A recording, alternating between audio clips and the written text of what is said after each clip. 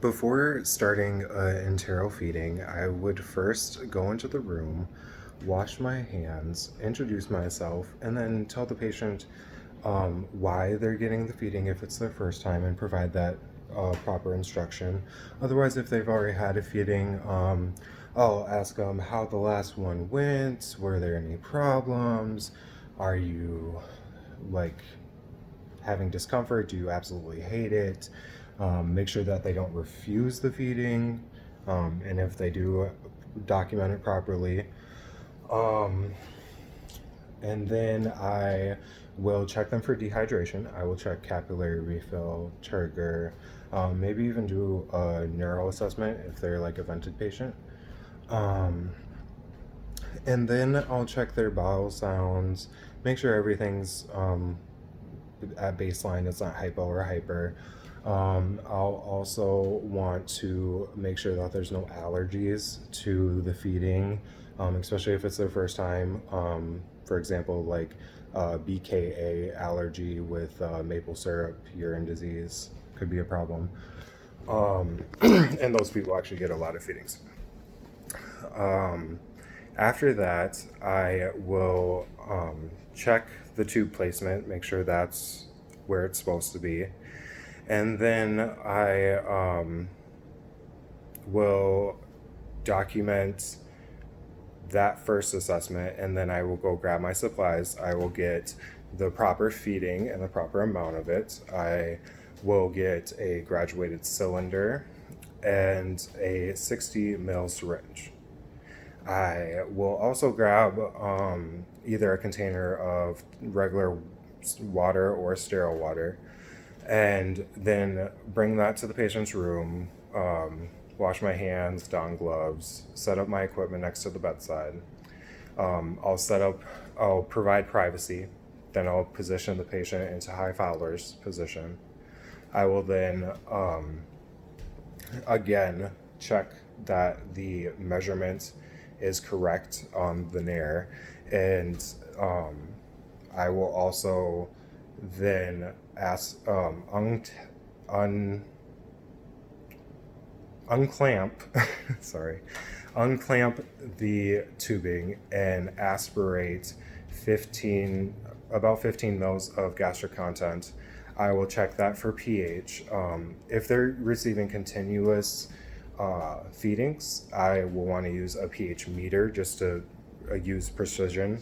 And also, I don't want to check their pH if they've received any medication in the last hour, because that can screw the results. If the pH is correct, if the measurements are still there, I will then inject 15 to 30 mils of water into the tubing.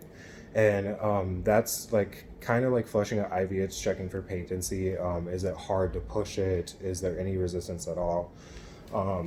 And sometimes you may need to clean it.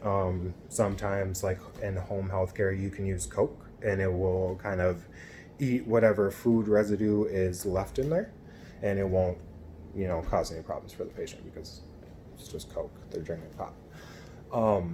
And so then once that's established, and I know that the tubing is patent, I'll keep that syringe in there. I'll pull the plunger out, and I'll kind of start funneling that feeding from the graduated cylinder into the tubing, holding it up, and letting gravity pretty much do the job.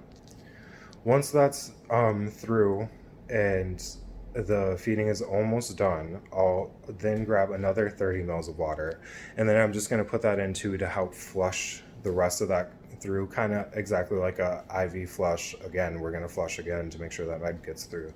So then after that's done, I'll clamp the tubing. I'll take off the syringe, clean up anything, make sure that didn't make a mess or anything. The patient's comfortable. If they're like a vented patient, I definitely want to check their mouth for secretions. Is anything coming back up? Are they needing more respiratory support? Anything like that? Is there an allergic reaction, anaphylaxis type signs, anything like that?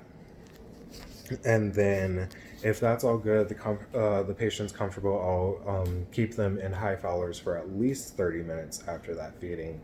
and clean up my supplies, take off my gloves, wash my hands, and then I'll document everything. And that would include the tube measurement, where it's at, the amount of feeding, the type of feeding, the time it was given, how fast it was given. Sometimes you wouldn't do, as I said, and just like gravity go through, you may do it a little more slowly.